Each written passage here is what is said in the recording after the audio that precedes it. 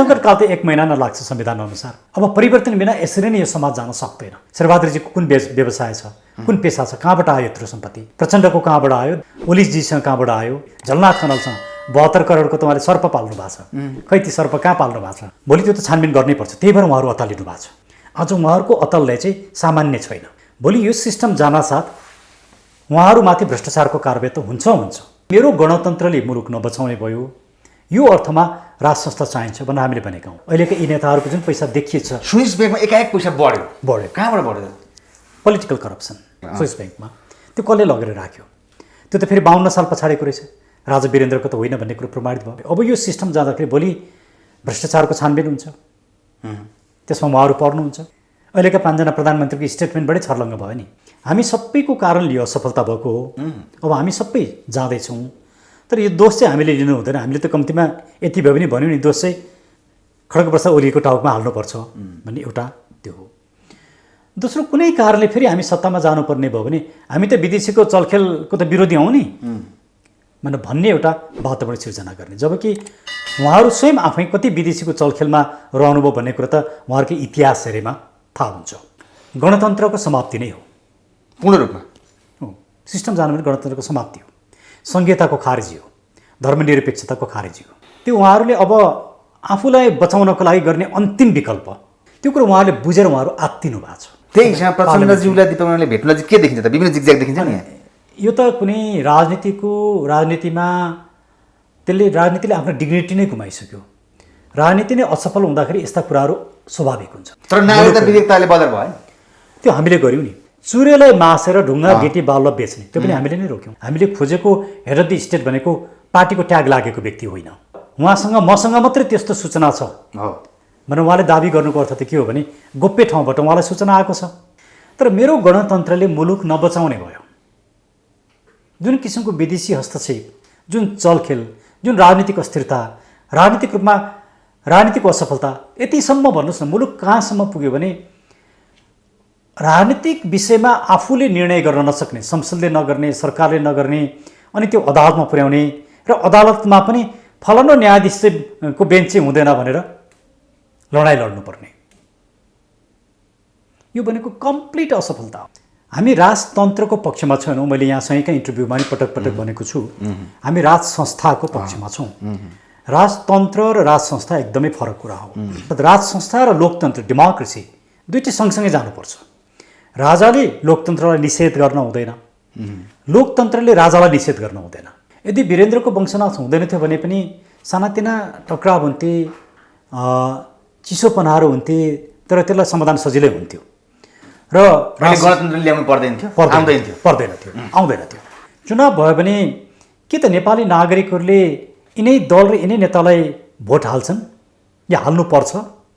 हाल्छन् र हाल्दैन, एकछिन छोडौँ, हामी तार्किक रूपमा कुरा गरौँ न। यिनै नेता, यिनै दललाई अब नेपाली नागरिकले भोट हाल्नुपर्छ कि पर्दैन? तर अर्को कुनै व्यवस्था नआएसम्म त अन्तिममा त यिनै नै हुन्थ्यो पार्टीहरू। त्यो विकल्प हामी हौँ। त्यसैले हामी किन पार्टीको रूपमा आयौँ भने त्यो विकल्प हामी दिन्छौँ। हामी विकल्प मात्रै होइनौँ, हामी अबको मूलधार राजनीति हौँ। नेपालीपनाको राजनीति, मौलिक राजनीति, मौलिक चिन्तन र मौलिक विचार, हाम्रा विभूतिहरूको चिन्तन, नेपाली थट, पृथ्वी पथमा हामी आधारित छौँ। त्यसले अहिलेसम्मका सबै राजनीतिक दलभन्दा हामी फरक छौँ। तिमीहरू अलिक राजावादी भयो भन्छ, हामी माथि लाग्ने आरोप त्यही हो। अरू तिमीहरूका सबै कुरा ठिक छन्, तर तिमीहरू अलिक राजावादी भयो, तिमीले राजाको कुरा चाहिँ नबोकिदिएको भए हुन्थ्यो भन्छन्। तर राजा किन मात्रै चाहिएको भने हाम्रो पोलिटिक्स चाहिँ एकदमै दुर्गन्धित भयो। पोलिटिक्सभन्दा माथि उठेको व्यक्ति हेड अफ द स्टेट नहुने हो भने यो मुलुक विदेशीहरूको पन्जामा पर्यो, त्योबाट निकाल्नु पर्यो। अहिलेसम्म सत्तामा बसेका सबै दलहरू असफल भए, नेताहरू असफल भएर यस्तो अवस्था भएको कारणले हामीले अर्को एउटा दल खोल्नु परेको। हामीले नेपालको राजनीति चाहिँ विदेशीवादबाट, विदेशी सिद्धान्तबाट, विदेशी विचारबाट, विदेशीहरूको इसाराबाट, विदेशीहरूको सहयोग र निर्देशनबाट चलायौँ। राजाले त हिजो राजाका विरोधीहरूको सल्लाह पनि त्यही समकक्षमा राख्नुपर्छ। राजा चाहिन्छ भन्ने हामी जस्ता व्यक्तिलाई पनि त्यही समकक्षमा, त्यही दूरीमा राख्नुपर्छ। हामीलाई नजिक अर्कोलाई टाढा गर्ने त राजा पनि बायस भयो नि। राजा बायस हुनु हुँदैन। केही कुराहरू त पिपुलले छुट दिन सक्छ, कानुनले छुट नदिए पनि। तर अब त पिपुलले छुट दिने लिमिट क्रस भइसक्यो। आफ्नो पार्टीको विरुद्धमा अर्को पार्टीलाई सहयोग गर्नु चाहिँ फ्रड क्रस हुन्छ। राजनीतिलाई बिल्कुल एउटा खेल बनाउनु भयो, जसरी पनि सत्तामा पुग्ने जे गरेर पनि सत्ता मात्रै राजनीति हो। मान्छे मरिराखेका छन्। केपी ओलीले उहाँसँग के विकल्प छ र? मलाई त जसरी पनि सत्ता टिकाउनु छ। राजेन्द्र महतोलाई उहाँले कारवाही गर्नु भने उहाँ सिद्धिनुहुन्छ, सिद्धिनु नै हुन्छ। अनि राजेन्द्र महतोले छोड्दा उहाँलाई कसले साथ दिन्छ? मुलुकभन्दा आफ्ना भ्रष्ट नेताहरू ठुलो हुन् भनेर पछि लाग्छन् भन्ने मलाई विश्वास छैन। किन उनीहरू आउँदो चुनावमा मलाई लाग्छ उनीहरूको धेरै शर्मनाक हार हुन्छ। अबको भोटरहरूले पैसा त खाइदेलान्, तर पैसाकै आधारमा मत दिन्छन् जस्तो मलाई लाग्दैन। अर्को कुनै विकल्प देखेन र पिपुलले नै सेना आऊ भनेर भन्यो भने सेनाले चुप लाग्नु हुँदैन।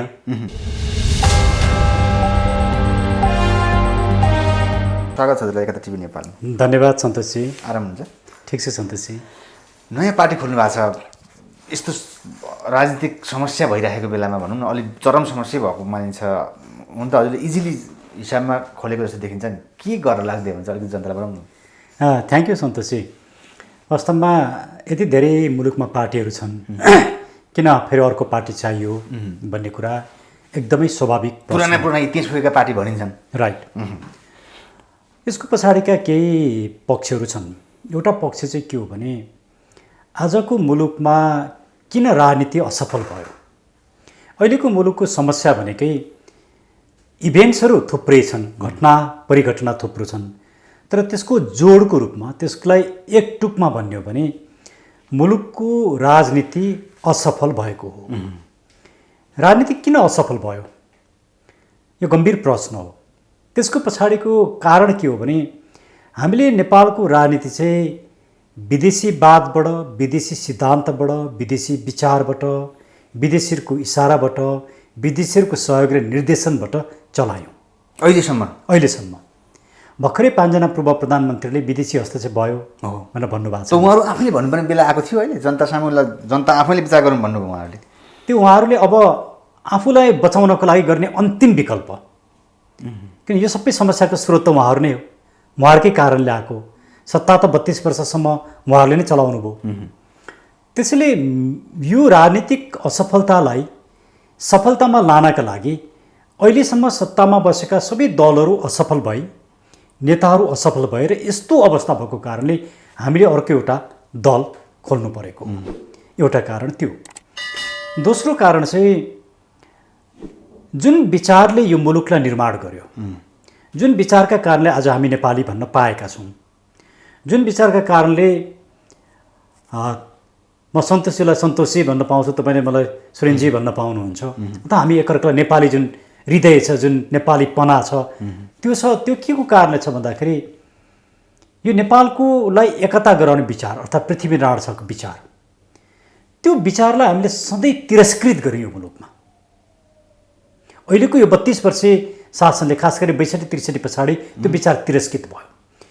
त्यो विचारलाई जीवन्तता दिँदा मात्रै अब नेपालको राजनीति चाहिँ सही ठाउँमा आउँछ। राजतन्त्र अन्त्य भएपछि चाहिँ यस्तो भएको भन्नु खोज्दै हुनुहुन्छ अथवा यहाँले भनेको कुरा हामी राजतन्त्रको पक्षमा छैनौँ। मैले यहाँसँगैका इन्टरभ्यूमा पनि पटक पटक भनेको छु, हामी राज संस्थाको पक्षमा छौँ। राजतन्त्र र राज संस्था एकदमै फरक कुरा हो। राजतन्त्रले राजाले राजनीतिक शक्ति प्रयोग गर्ने महत्त्वाकांक्षा राख्छन् र आवश्यकता पर्दाखेरि गर्छन्। राजतन्त्र नेपालको राजनीतिक परिदृश्यमा असफल भइसक्यो। राजतन्त्रलाई फेरि ल्याउने, फिर्ता गर्ने कुरा चाहिँ त्यो गलत राजनीतिक मनोवृत्ति हो, त्यसले मुलुकलाई दुर्घटनामा लान्छ। त्यसले हामी राजतन्त्रको पक्षमा छैनौँ, हामी राज संस्थाको पक्षमा छौँ। अर्थात् किन हामी राज संस्थाको पक्षमा छौँ यसका पछाडिको थुप्रै कारण छन्, तर त्यसमध्येका केही कारण मैले भन्नुपर्ने हुन्छ। एउटा कारण के हो भने यो मुलुक निर्माण गर्ने 3टा शक्ति, राजा, नागरिक र सेना, यो 3टा शक्ति जब छिन्न भिन्न हुन्छ नि तब मुलुक समस्यामा जान्छ। त्यही बेला राजनीति पनि असफल हुन्छ, मुलुकमा क्राइसिस सृजना हुन्छ। आजको ठ्याक्कै भएकै त्यही हो। त्यही कारणले यो मुलुकको राजनीतिक असफलतालाई सफलतामा लानका लागि राजतन्त्र होइन कि एउटा हेड अफ द स्टेटको रूपमा, एउटा संस्थाको रूपमा, एउटा अभिभावकको रूपमा, सबैको एकताको प्रतीकको रूपमा रहने राजा चाहिएको हो। त्यस अर्थमा हामीले राजा अर्थात् राज संस्था र लोकतन्त्र डेमोक्रेसी दुईटै सँगसँगै जानुपर्छ। राजाले लोकतन्त्रलाई निषेध गर्न हुँदैन, लोकतन्त्रले राजालाई निषेध गर्न हुँदैन। हाम्रो नेपालको पोलिटिकल हिस्ट्री हेर्नुभयो भने प्रब्लम कहाँ देखिन्छ भने या त राजाले लोकतन्त्रलाई निषेध गरे या लोकतन्त्र र राजा सँगसँगै जाँदाखेरि एउटा शीत युद्ध जस्तो वातावरण भयो। त्यो बिचमा एउटा हार्मोनियस अवस्था नै आउन सकेन। या त लोकतन्त्रले राज संस्थालाई निषेध गर्यो। यो विकराल जुन अवस्था मुलुकमा देखियो राजनीतिको, त्यो राजनीतिको यो विकराल अवस्थालाई सम्बोधन गर्न सक्ने क्षमता राजनीतिक नेताहरूसँग पनि देखिएन, दलहरूसँग पनि देखिएन। त्यसको विकल्प मुलुकलाई चाहियो। यति बेलासम्म चेक एन्ड ब्यालेन्स गर्न खोजिएको थियो त, गरिएन नि। जस्तो 47 सालको संविधान बनिसके पछाडि केही समयसम्म त्यसलाई ब्यालेन्स गर्न खोजियो, तर 47 सालको संविधानको घोषणाकै दिनदेखि त्यहाँनिर एउटा चिसोपना, एउटा शीत युद्ध सुरु भयो। राजा वीरेन्द्रले जब गोजीबाट निकालेर एउटा छुट्टै पेपर पढ्नुभयो, त्यो त नेपाली समाज, नेपाली राजनीतिले अपेक्षा गरेको थिएन नि। राजा वीरेन्द्रको शालीनताको कारणले नागरिकहरूले त्यसलाई स्वीकार गरे, तर राजनीतिक रूपमा त त्यो स्वीकार गरिएन नि। त्यहाँबाट समस्या सुरु भयो र कहाँसम्म समस्या पुग्यो भने गिरिजाप्रसाद कोइराला बहुमतमा भएको सरकारले संसद विघटन गर्यो। त्यो उन्माद देखियो, राजनीतिक उन्माद। राजा ज्ञानेन्द्रले दुईचोटि सत्ता टेक ओभर गर्नु पर्यो। 17,000 कि 32,000 कुन सङ्ख्या ठेको थाहा छैन मलाई, मानिसहरू मारिए, माओवादी जनयुद्ध भयो, मदन भण्डारीको हत्या भयो, राजा वीरेन्द्रको वंशनाश भयो। यी सबै जुन घटनाहरू घटे, त्यो घटनाले के देखायो भने 47 सालको संविधानलाई त्यसका कतिपय प्रिन्सिपलहरू राम्रा छन्, तर त्यसको जुन मेकानिजम छ त्यो कम्प्लिटली करेक्ट छैन। राजा वीरेन्द्रको वंशनाशलाई पनि नेताहरूसँग जोड्न सकिन्छ र अहिले आएर मुलुकको राजनीतिसँग त जोड्नु पर्यो नि। कसरी जोडिन्छ राजनीति? त्यहाँ त माया प्रेमका कुरा थिए नि। त्यो कुरो कस्तो भने हेड अफ द स्टेटको वंशनाश हुनु भनेको त्यो राजनीतिसँग नै जोडिएको विषय हो, किनभने त्यो हेड अफ द स्टेट सामान्य नागरिक होइनन् नि। तर परिवार त हो नि उहाँहरूको पनि एउटा हो। एकजनालाई मात्रै वंशनाश गरिएन, उहाँको सिङ्गो वंश नै नाश गरियो होइन। जबकि कुनै पनि तुस बाँकी नरोस् पछि भन्ने हिसाबमा। अहिले अब यस्ता जुन घटनाहरू घटे, त्यो घटनाले राजा र डेमोक्रेसीलाई सँगसँगै जानबाट अवरोध सिर्जना गर्यो। यदि वीरेन्द्रको वंशनाश हुँदैन थियो भने पनि सानातिना टक्राव हुन्थे, चिसोपनाहरू हुन्थे, तर त्यसलाई समाधान सजिलै हुन्थ्यो र गणतन्त्र ल्याउनु पर्दैन थियो। तर यो गणतन्त्रको बीजारोपण कहाँबाट भने राजा वीरेन्द्रको वंशनाशबाट भयो। त्यो किन गरियो भनेदेखि राजाका दुईटा गुण थिए त्यो संस्थाको, मैले राजा वीरेन्द्रको नि एउटा त्यो संस्थाको गुण के थियो भने उसले मुलुकको अहितमा काम गर्न सक्दैन थियो, किनकि उसलाई राजनीति गर्नु थिएन, उसलाई चुनाव लड्नु पनि थिएन, कुनै दलको स्वार्थ बोकेर हिँड्नु पनि थिएन। त्यो दलभन्दा माथि बसेर उसले मुलुकको हित हेर्न सक्थ्यो, जनताको हित हेर्न सक्थ्यो एउटा भने। दोस्रो चाहिँ विदेशीहरूको हस्तक्षेपलाई त्यसले रोक्थ्यो। यो कुरा वास्तविक हो? यो वास्तविक हो। त्यो त अहिले छर्लङ्ग भएन र? अहिलेका 5 जना प्रधानमन्त्रीको स्टेटमेन्टबाटै छर्लङ्ग भयो नि। किन अत्तालिए प्रधानमन्त्री, पूर्व प्रधानमन्त्रीहरू? किन के हुँदैछ देशमा? किन अत्तालिए भने यो सिस्टमले, अथवा उहाँहरू नै हो नि यो सिस्टम भनेर त उहाँहरूले नै चलाउनु भयो। अथवा प्रधानमन्त्री केपी ओलीदेखि नै केही विरोध मात्रै हो कि अथवा त्यसले केही बोक्छ कुरा गर्ने कि भित्री कुरा के आएको छ? त्यसमा 2-3वटा कुरा छन्। एउटा कुरा हामी सबैको कारणले यो असफलता भएको हो। अब हामी सबै जाँदैछौँ, तर यो दोष चाहिँ हामीले लिनु हुँदैन। हामीले त कम्तीमा यति भए पनि भन्यो नि, दोष चाहिँ खड्गप्रसाद ओलीको टाउकोमा हाल्नुपर्छ भन्ने एउटा त्यो हो। दोस्रो, कुनै कारणले फेरि हामी सत्तामा जानुपर्ने भयो भने हामी त विदेशीको चलखेलको त विरोधी हौँ नि भन्ने एउटा वातावरण सिर्जना गर्ने। जबकि उहाँहरू स्वयं आफै कति विदेशीको चलखेलमा रहनुभयो भन्ने कुरा त उहाँहरूकै इतिहास हेरेमा थाहा हुन्छ। त्यो हामीले अहिले तथ्यगत रूपमा बोलिरहनै पर्दैन, सबैलाई थाहा छ। तेस्रो कुरा चाहिँ अब यो सिस्टम ढल्दाखेरि उहाँहरूको सिङ्गो विरासत ढल्छ। राज्यले माथि उहाँहरूले गर्नुभएको दोहन। 5 जनाको कुरा हुँदाहुँदै बिचमा डाक्टर बाबुले त पर्सनली पनि भन्नुभएको छ कि एउटा सङ्कट आउँदैछ, त म अलि पछि भन्नुभयो। त्यहाँ केही नयाँ थियो कुरा? त्यो पोलिटिकल चेन्जकै कुरा हो। डाक्टर बाबुले थाहा पाउनुपर्ने कुरा चाहिँ के छैन? अब मलाई थाहा छैन, सायद उहाँको कुनै गोप्य इन्स्टिट्युसनहरूसँग को साँठगाँठ छ कि कहिलेकाहीँ बाबुराम भट्टराईलाई रसँग जोडेर नेपाली समाजमा हेर्ने गरिन्छ। त्यो कति सत्य उहाँ आफै जान्नु होला, या आरोप लाउनेहरूले जान्लान्।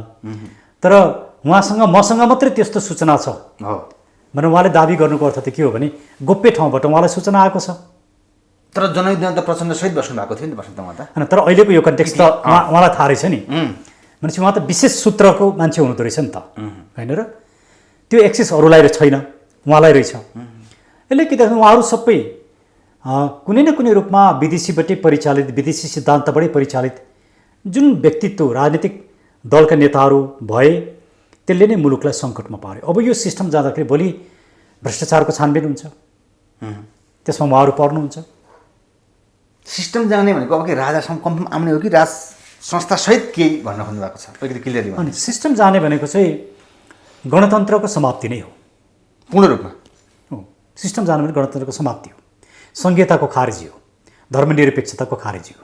तर प्रधानमन्त्री केपीले चुनावको मिति घोषणा गर्नुभएको छ नि डाक्टर साहब। अब मान्नुहोस् न, चुनाव भयो भने म त चुनावको पक्षमा छु, म डेमोक्रेसीमाथि विश्वास गर्छु। चुनाव भयो भने के त नेपाली नागरिकहरूले यिनै दल र यिनै नेतालाई भोट हाल्छन् या हाल्नुपर्छ?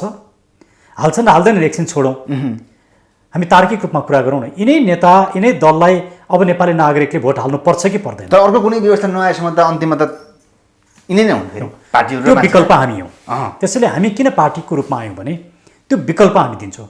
हामी विकल्प मात्रै होइनौँ, हामी अबको मूलधार राजनीति हौँ। नेपालीपनाको राजनीति, मौलिक राजनीति, मौलिक चिन्तन र मौलिक विचार, हाम्रा विभूतिहरूको चिन्तन, नेपाली थट, पृथ्वी पथमा हामी आधारित छौँ। त्यसले अहिलेसम्मका सबै राजनीतिक दलभन्दा हामी फरक छौँ। होला कसैले हामीलाई भन्लान् तिमीहरू अलिक राजावादी भयो भन्छ, हामी माथि लाग्ने आरोप त्यही हो। अरू तिमीहरूका सबै कुरा ठिक छन्, तर तिमीहरू अलिक राजावादी भयो, तिमीले राजाको कुरा चाहिँ नबोकिदिएको भए हुन्थ्यो भन्छन्। म त्यो तर्कलाई गलत तर्क भन्दिनँ, किन त्यो प्रत्येक व्यक्तिको एउटा आफ्नो विश्लेषण हुन्छ। म आफै पनि राजावादी होइन, मैले यो कुरा त पटक पटक भनेको छु नि, म गणतन्त्रवादी हो। तर मेरो गणतन्त्रले मुलुक नबचाउने भयो। जुन किसिमको विदेशी हस्तक्षेप, जुन चलखेल, जुन राजनीतिक अस्थिरता, राजनीतिक रूपमा राजनीतिक असफलता, यतिसम्म भन्नुहोस् न मुलुक कहाँसम्म पुग्यो भने राजनीतिक विषयमा आफूले निर्णय गर्न नसक्ने, संसदले नगर्ने, सरकारले नगर्ने, अनि त्यो अदालतमा पुर्याउने, र अदालतमा पनि फलानु न्यायाधीशको बेन्च चाहिँ हुँदैन भनेर लडाइँ लड्नुपर्ने, यो भनेको कम्प्लिट असफलता हो। राजावादीको ट्याग त हजुर कहिले राजालाई आफै भेट्नुहुन्छ स्वयं, अनि त लागिहाल्छ नि मान्छेले, सेटिङ गर्न जानुहुन्छ भन्छन्, आरोप पनि लाउँछन्। अनि त्यो सेटिङ होइन, एउटा भेटघाट भन्ने कुरो त जोसँग पनि हुन्छ नि। राजा राष्ट्रवादी व्यक्तित्व हुन्, हिजोको राजा हुन्, हामी राज संस्था मुलुकमा चाहिन्छ भन्ने मान्छेहरू हौँ, त्यो व्यक्तित्व हौँ। त्यसैले उहाँसँगको भेटघाट त अस्वाभाविक होइन। हामीले हाम्रो विचारमा उहाँलाई अब तपाईँको पार्टीमा उहाँलाई शिरमा राखेर अगाडि बढ्न सक्ने क्षमता छ अथवा के छ? अनि उहाँ त कुनै पनि पार्टीभित्र बस्नु हुँदैन। राजा हुने व्यक्ति त पार्टीको ट्याग लाग्नै हुँदैन नि। हामीले खोजेको हेड अफ द स्टेट भनेको पार्टीको ट्याग लागेको व्यक्ति होइन। उहाँलाई पार्टीको ट्याग लाग्यो भने त उहाँ पनि अहिलेकै दलका नेताहरू जस्तो भइहाल्नुहुन्छ नि। हामीलाई नजिक, अरूलाई कसैलाई काखा र कसैलाई पाखा गर्ने भूमिका राजाको हुनु हुँदैन। राजाले त हिजो राजाका विरोधीहरूलाई पनि त्यही समकक्षमा राख्नुपर्छ। राजा चाहिन्छ भन्ने हामी जस्ता व्यक्तिलाई पनि त्यही समकक्षमा, त्यही दूरीमा राख्नुपर्छ। हामीलाई नजिक, अर्कोलाई टाढा गर्ने त राजा पनि बायस भयो नि। राजा बायस हुनुहुँदैन। राजा बायस रहेछ त राजाको उपादेयता, जस्टिफिकेसन नै सिद्धिन्छ। हामीले किन अहिलेको गणतन्त्र बेठिक भयो भने अहिलेको हेड अफ द स्टेटले अनबायस रूपमा, न्युट्रल रूपमा काम गर्न सक्नु भएन। त्यो उहाँले चाहेर पनि सक्नुहुन्न, किनकि सिस्टमै गलत भयो। एउटा दलको पनि एउटा गुटको स्वार्थमा राष्ट्रपतिलाई हिँडाउन खोज्यो। त्यो कारणले गर्दा दल र गुटको यो हस्तक्षेपबाट माथि उठेको न्युट्रल राजनीति गर्न नपर्ने त्यो किसिमको संस्था हामीले खोजेको, त्यो नै मुलुकको हितमा छ।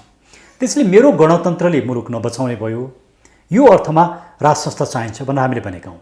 तर कतिपय राजावादीले मेरो विरोध गर्छन् र भन्छन् सुरेन्द्र भण्डारीले 47 सालको संविधानको विरोध गर्छ, सुरेन्द्र भण्डारी राजावादी होइन, सुरेन्द्र भण्डारी सक्रिय राजा चाहँदैन, सुरेन्द्र भण्डारीले भने जस्तो राजा किन ल्याउनु पर्यो भन्छन्। अब यो दृष्टिकोण चाहिँ पोलिटिकल थट नबुझिकन गरिएका विचारहरू हुन्। सक्रिय राजाको विचारले मुलुकको त ऐत हुन्छ त राजाको आफ्नै ऐत हुन्छ, किनकि त्यो दीर्घजीवी नै हुँदैन। अब पनि राजा आएर राजाले पोलिटिकल पावरले राजाले शासन गर्ने भन्ने कुरा त 21औं शताब्दीमा त कसैले सोच्नै सक्दैन। त्यसको सबभन्दा ठुलो विरोधी त मनै हुन्छ। तर राजा किन मात्रै चाहिएको भने हाम्रो पोलिटिक्स चाहिँ एकदमै दुर्गन्धित भयो। पोलिटिक्सभन्दा माथि उठेको व्यक्ति हेड अफ द स्टेट नहुने हो भने यो मुलुक विदेशीहरूको पन्जामा पर्यो, त्योबाट निकाल्नु पर्यो। त्यसरी राजालाई शिरमा राखेर अहिले भएका प्रधानमन्त्री केपी ओली शेरबहादुर प्रचण्डहरूलाई नै तल राख्ने भन्न खोज्नु हुँदैछ? होइन, उहाँहरूबाट त अब शासन सत्ता हुनै सक्दैन। उहाँहरूले भ्रष्टाचारलाई जुन रूपमा संरक्षित गर्नुभएको छ, उहाँहरूको अहिलेको आर्थिक हैसियत कहाँबाट आयो? 2-3 दिन अगाडिका पत्रपत्रिका हेर्नुहोस्, विदेशी ब्याङ्कमा कति पैसा छन्, स्विस ब्याङ्कमा, त्यो कसले लगेर राख्यो? त्यो त फेरि 52 साल पछाडिको रहेछ। राजा वीरेन्द्रको त होइन भन्ने कुरो प्रमाणित भयो, किनकि हामी त्यो ट्रस्ट उसमै गयौँ, त्यहाँ गएर हामीले सोधेका थियौँ। त्यो मैले तपाईँकै अन्तर्वार्ता भने जस्तो लाग्छ। उहाँहरूले के भन्नुभयो भने हामीले राजा वीरेन्द्र रानी ऐश्वर्यका के कति ब्याङ्क अकाउन्टहरू छन्, कति ब्याङ्क ब्यालेन्स छ भनेर दुनियाँभरि हामीले खोज्यौँ, उहाँहरूको त रहेन रहेछ। यी नेपालमा राजा वीरेन्द्रको थोरै पैसा रहेछ भनेर उहाँहरूले भन्नुभयो। मान्छे अहिले त अहिलेका यी नेताहरूको जुन पैसा देखिएछ, स्विस ब्याङ्कमा एकाएक पैसा बढ्यो। कहाँबाट बढ्यो? पोलिटिकल करप्सन त्यो सर्वविदितै छ नि। मुलुकमा जुन करप्सन छ, अहिले राजनीति त सेवा होइन व्यापार भयो। कसले लगाएर राख्दैछ त्यहाँ चाहिँ पैसा? नेपाली जनता? जनता त कसरी? जनता त तपाईँ र म हो नि। हाम्रो कसरी एक्सेस हुन्छ?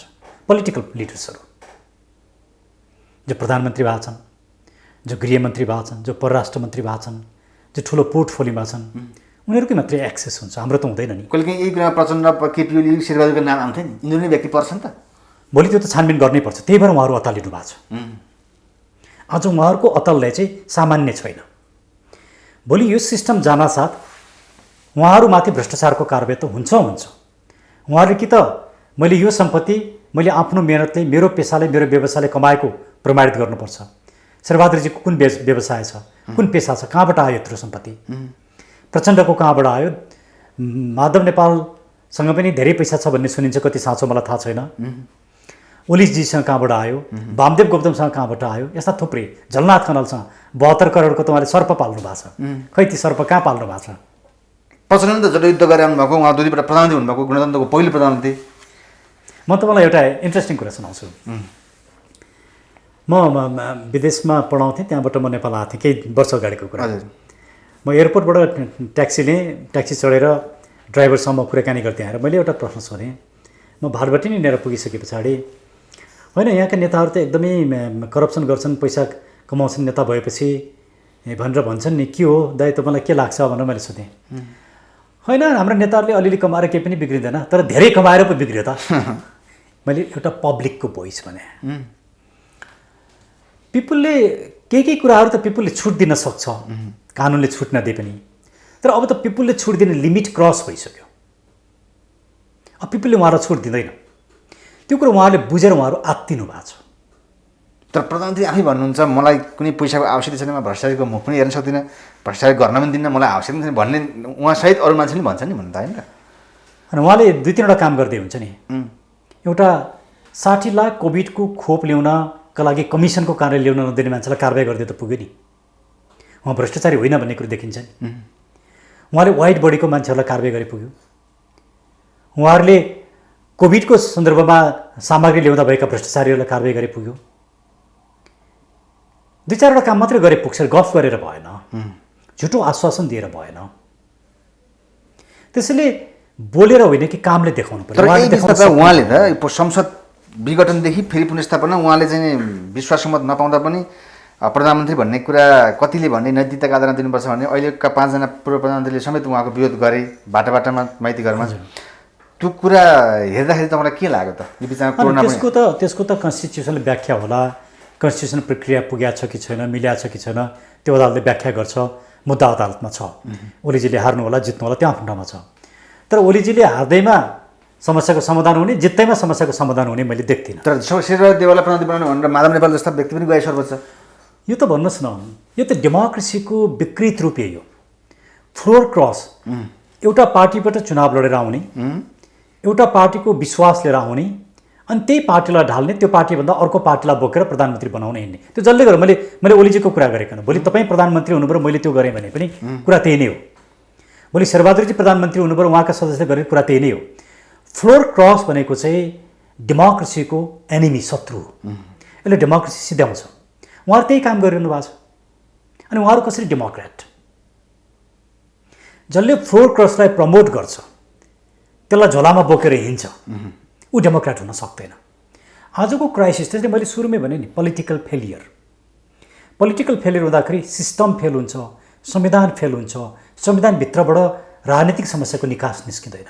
आजको एक्ज्याक्ट मुलुकको अवस्था यो। फ्लोर क्रसमा त महत्त्वपूर्ण अहिले दीपक मनाङीहरू जस्तो मान्छे नि फ्लोर क्रस भयो नि। के लाग्यो त यो विचारमा? भर्खरै प्रचण्डजीलाई पनि भेट्नुभएको फोटोहरू आए।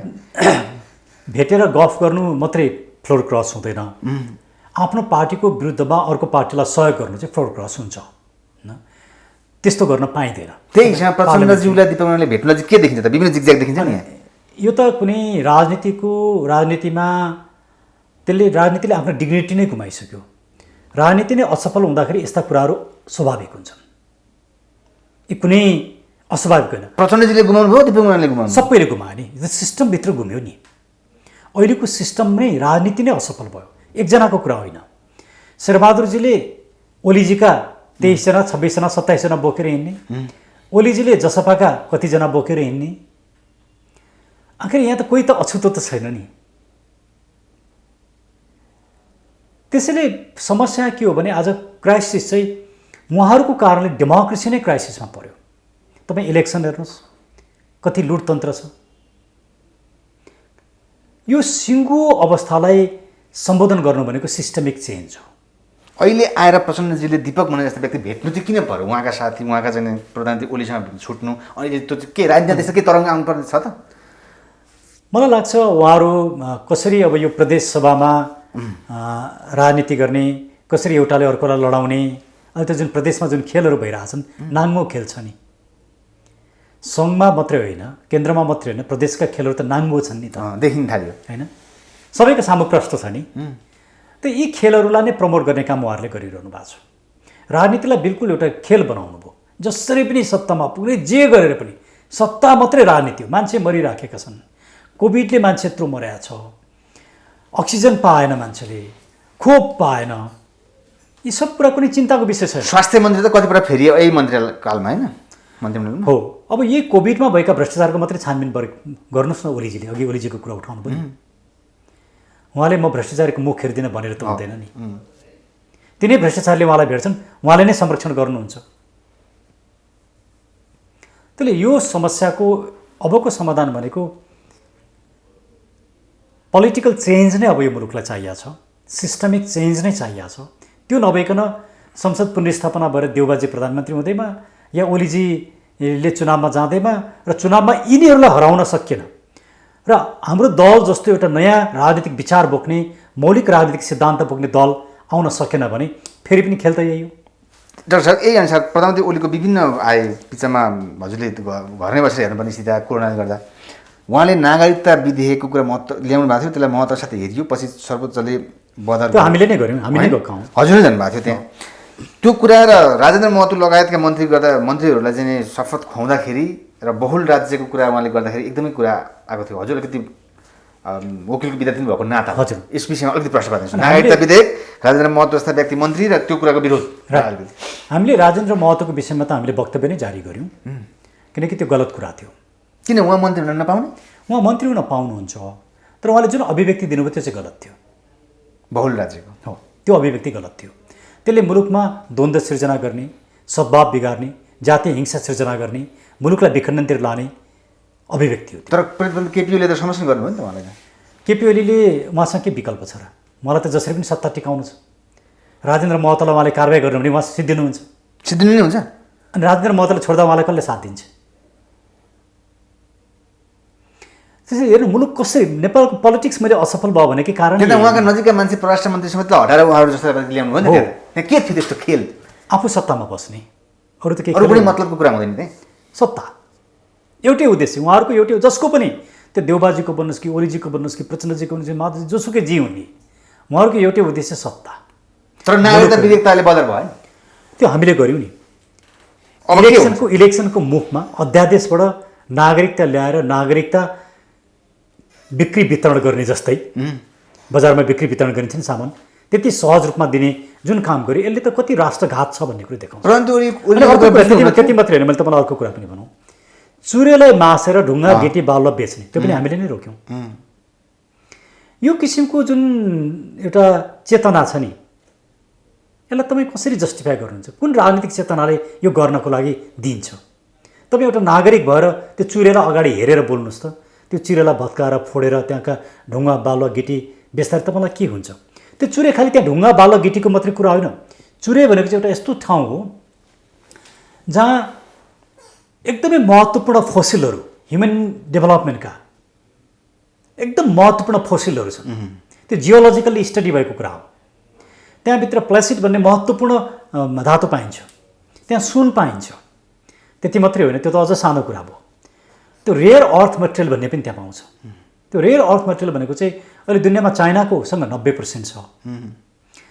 तपाईँको कम्प्युटर चिप्सदेखि लिएर सबै कुरामा आजको टेक्नोलोजीमा युज हुने मेटेरियल छ त्यो चुरेमा छ।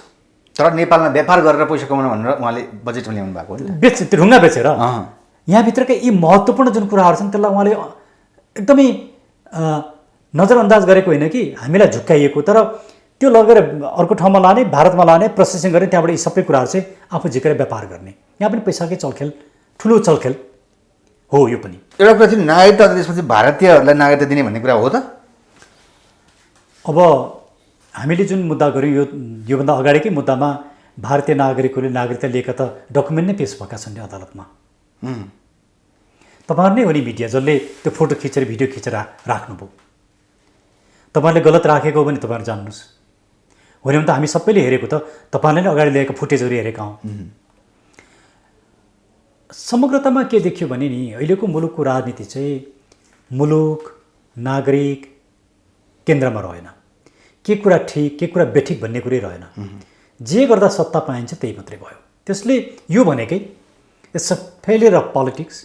जब पोलिटिक्स फेल हुन्छ तब मुलुकमा चेन्ज हुन्छ, त्यो अनिवार्य। त्यसो भएदेखि हजुरको अन्तिममा छ भने उद्देश्य अनुसार मिट गर्ने कुरामा हजुर चुनावको पक्षमा हुनुहुन्छ र राज संस्था सहितको विकल्प हुनुहुन्छ तर अब चुनावको मिति तय गरिएको छ, संसद विचाराधीनमा छ, पुनर्स्थापना हुने कि के हुने भन्ने कुरा अब के हुन्छ त? अब यसपछि के हुन्छ? पुनर्स्थापना हुन्छ हुँदैन, भएपछि के हुन्छ? त्यो त अदालतले जे निर्णय गर्छ त्यही हुन्छ, किनकि संविधानको अन्तिम व्याख्या त अदालत हो। अदालतले जे व्याख्या गर्छ त्यही कुरा विश्वास गर्न सकिन्छ अदालतलाई अहिले। अब त्यो त निवेदकका कानुन व्यवसायले अदालतमा गएर यस्तो बेन्च चाहिँ बस्नु हुँदैन भनेर लामो समय त्यही विषयमा ठुलो विवाद भयो। अदालतलाई विश्वास नगर्नु प्रधान न्यायाधीशले तपाईँ जानुहोस् भन्नेसम्म आयो नि कुरा आयो। त्योसम्म गर्ने आँट हुँदो रहेछ होइन? प्रधान न्यायाधीशलाई तपाईँ इजलासमा नबस्नुहोस् विधामा बस्नुहोस् भनेरसम्म थर्काइयो। मैले बहस गर्दा भने यो इन्सल्ट हो। यो प्रधान न्यायाधीशको मात्रै इन्सल्ट होइन, अदालतको मात्रै इन्सल्ट होइन, यो हामी जस्ता नागरिक र लयरहरूको पनि इन्सल्ट हो। मुलुक त्यो अवस्थामा पुग्यो क्या आज। काहीँ केही कुनै ठाउँ तपाईँ जस्तै लयर समूह थापाले भन्नुभएको कुरा न हो त? होइन, कसैको नाम नलिनु, कसले भने नाम महत्त्वपूर्ण कुरा होइन, जसले भने पनि। मैले अदालतमा भने त्यहाँ केही रिट निवेदकहरूलाई कारवाही गर्ने कुरा उठेपछि मैले भने कोबाट कारवाही सुरु गर्ने? पूर्व प्रधान न्यायाधीशबाट सुरु गर्ने कि ठुला लयरहरूबाट सुरु गर्ने कि राजनीतिज्ञबाट सुरु गर्ने कि न्यायाधीशबाट सुरु, कोबाट सुरु गर्ने? किनकि हामी सामान्य अवस्थामा छैनौँ। त्यसले आज यो मुलुक जुन असामान्य अवस्थामा प्रवेश गरेको छ यसले चाहिँ हामीलाई एक किसिमको निराशा मात्रै होइन कि एउटा आशा अब दिन थालेको छ। त्यो चाहिँ अब परिवर्तन अवश्यम्भावी छ। अब परिवर्तन बिना यसरी नै यो समाज जान सक्दैन। परिवर्तनको लागि नागरिक कसरी आउला त? वैश्विक जस्तो होला त? अब मान्छेले दुईटा बाटा, एउटा नागरिकहरू शान्तिपूर्ण अहिंसात्मक आन्दोलनमा आउनु पर्यो, परिवर्तनको एउटा बाटो त्यही हो। अर्को बाटो इलेक्सनमा नागरिकले अहिलेका सम्पूर्ण राजनीतिक दल सत्तामा बसेका नेताहरूलाई हराएर हामी जस्ता व्यक्तिहरू हाम्रो एजेन्डालाई मत दिनु पर्यो। त्यसले मात्रै मुलुक बच्छ। अब मुलुक बचाउने अन्तिम अस्त्र या शक्ति भनेको नागरिक हो। या त नागरिक सडकमा आउनुपर्छ या त नागरिकले आफ्नो भोट ठिक ठाउँमा दिनुपर्छ। यो दुईटा भन्दा तेस्रो किसिमले मुलुक बस्दैन सङ्कटमा। तर नागरिक अझै पनि पार्टीगत हिसाबमा छन् नि, उहाँका नजिकका मान्छेलाई मन्त्री बनाइएकै छ अहिले पनि यो धेरै दिन यो विकराल अवस्थामा हिजो जसरी चल्यो अब त्यसरी चल्छ। पार्टीका कार्यकर्ता र नेताहरूले हिजोकै जस्तो आफ्ना नेता र कार्यकर्ताहरूको पछि हिँड्छन्, मुलुकभन्दा आफ्ना भ्रष्ट नेताहरू ठुलो हुन् भनेर पछि लाग्छन् भन्ने मलाई विश्वास छैन। तर विश्वास तपाईँले भनेको पनि निकै समय भइसक्यो, परिवर्तन कसरी होला त भन्ने जनतामा चाहिँ नि उत्सुकता त छ नि, मिराकल हुनुपर्ने अवस्था आउँदैन? यिनै दुईवटा हो सन्तोष, एउटा त आन्दोलन हो होइन, आन्दोलनको लागि सबै शक्तिहरू सहित पिपुल सडकमा आउनु पर्यो। अर्को भनेको निर्वाचनै हो, चुनावैबाट ब्यालटबाटै हराउने हो। त्यो दुईवटाभन्दा तेस्रो उपाय त केही पनि तर अहिले त केपी ओलीसँग सत्ता शक्ति र उहाँसँग त पावर विविध छ नि, उहाँले त जे पनि गर्न त्यो त थोरै समयलाई नि, चुनाव भयो भने 2-4 महिनालाई हो, चुनाव भएन संसद पुनर्स्थापित भयो भने म तुरुन्तै हट्नुहुन्छ। कुनै खेल भयो सङ्कटकाल त 1 महिना नै लाग्छ संविधान अनुसार, 1 महिनाभन्दा बेसी त सङ्कटकालले केही पनि गर्दैन। त्यस पछाडि के गर्ने? सङ्कटकाल पछि चाहिँ के हुन्छ त? त्यो त के गर्ने त, उहाँले त्यस पछाडि त फेरि हिँड्नुपर्छ। त्यो चाहिँ सर्ट साइटेड, एकदमै 1 महिनाभन्दा सङ्कटकाल लाउनु मिल्दैन? मिल्दैन। तर उहाँको 5 वर्षको कार्यकालसँग अब संविधानै मिचेर त जे गर्न पनि मिल्छ, संविधानै नमानेपछि त जे गरे पनि भयो नि, शक्तिको दुरुपयोग गरेपछि त जे गरे पनि। तर त्यस्तै भइरहेको छ नि अहिले, छैन? अब अहिले त अदालतमा छ, हामीले अदालतले के संसद विघटन सुरुमा विघटन गर्दा नि कु गरे केपी ओलीले भनिएकै थियो नि, होइन? मलाई त्यस्तो लाग्दैन, किनकि संसद विघटन गरेर पिपुलकामा गएर इलेक्सनबाट छिनोफानो गरौँ भन्नु कु होइन। डेमोक्रेसीको कोर भ्यालु भनेकै निर्वाचनमा गएर नागरिकहरूको निर्णय लिने कुरा, नागरिक नै अन्तिम निर्णय गर्छ। उहाँलाई विरोध गर्ने माधव नेपाल प्रचण्डहरूले कु भनेर विरुद्ध माइती गराउनु भएको हो नि। त्यो गलत स्टेटमेन्ट हो, त्यो गलत कुरा हो। अहिले पनि म अहिले पनि यही जोडाजोडीलाई संसदमा लाने, यही भ्रष्टहरूलाई संसदमा लाने अनि यिनीहरूकै सरकार बनाउने जुन मानसिकता छ, म त्यो दरिद्र मानसिकता जस्तो लाग्छ मलाई, राजनैतिक दरिद्रता हो त्यो। मान्छे प्रधानमन्त्री केपी ओलीले गरेको सबै बेठिक होइन, बरु प्रचण्ड माधवहरूले गरेका बालौनी गरेका त्यो होइन। विघटनको सन्दर्भमा चाहिँ म विघटनको पक्षमा छु, किनभने विघटनले निर्वाचनमा जाने ढोका खोल्छ, भ्रष्टहरूलाई हराउनको लागि मौका मिल्छ, अहिलेका व्यतिथिका नायकहरूलाई हराउन मौका मिल्छ र राजनीतिमा एउटा नयाँ आयाम ल्याउनको लागि मौका मिल्छ। प्रचण्डहरू किन चुनावदेखि डराउँछन् त्यसपछि? किन उनीहरू आउँदो चुनावमा मलाई लाग्छ उनीहरूको धेरै शर्मनाक हार हुन्छ, त्यो कुरो उहाँहरूले बुझ्नु भएको छ। उहाँहरूको लेजिटिमेसी उहाँहरूले गुमाइसक्नु, पोलिटिकल लेजिटिमेसी छैन, भोट ब्याङ्क अब छैन, अनि के भएर चुनावमा जाने? उहाँहरूको न एजेन्डा छ, न त्यो पोलिटिकल एउटा गट्स या मोरालिटी, पोलिटिकल्ली त्यो मोरल स्ट्रेन्थ उहाँहरूसँग देखिएको छ। तर हजुरले भने उहाँसँग पैसा छ नि, स्विस ब्याङ्क देखेको छैन? अबको भोटरहरूले पैसा त खाइदेलान्, तर पैसाकै आधारमा मत दिन्छन् जस्तो मलाई लाग्दैन। पिपुलले पैसा त लिएला, तिमी भ्रष्ट हौ, तिम्रो पैसा म खान्छु भन्दा जनताले तपाईँ के भन्न चाहनुहुन्छ? म त्यो जसले पैसा दिन्छ उसको पैसा लिनुहोस्, खानुहोस्, तर त्यसलाई हराउनुहोस्। जसले पैसा दिन्छ त्यसको विरुद्धमा भोट दिनुहोस्, भोट हामीलाई दिनुहोस्, पैसा अरूको लिनुहोस्, भोट हामीलाई दिनुहोस्। यो कुरा सत्यतामा साबित हुनु पर्यो। अब यिनीहरूलाई नै भोट दिने र यस्तै समस्या मुलुकमा यही खेल होस् भन्ने हो भने त पिपुलले यस्तो पनि सोच्न सक्लान् र? सेना आउने भन्ने कुरा चाहिँ के छ? त्यस्तो पनि आउँछ नि कति क्षेत्रबाट। मुलुक कम्प्लिटली असफल भयो भने नागरिकहरूले अन्तिम शक्तिको रूपमा सेनालाई बोलाउनु पर्ने हुनसक्छ नि। मुलुकमा कहीँ कतै कुनै विकल्पै बाँकी रहेन, राजनीति पूर्ण रूपमा असफल भयो, नागरिकको जीवनमाथि खेलबाड भयो, राज्यको जीवनमाथि खेलबाड हुँदाखेरि पिपुलले कसलाई गुहार्ने? अन्तिम अस्त्र सेना हो, त्यसमा त विवादै छैन। सेना आउने समय छिटै समय हो। अब मलाई त्यो विषयमा मलाई थाहा छैन, तर मलाई के थाहा छ भने यदि पिपुलले अर्को कुनै विकल्प देखेन र पिपुलले नै सेना आऊ भनेर भन्यो भने सेनाले चुप लाग्नु हुँदैन भन्ने चाहिँ मेरो मत हो। हस्, थ्याङ्क यू भेरी मच। हस्।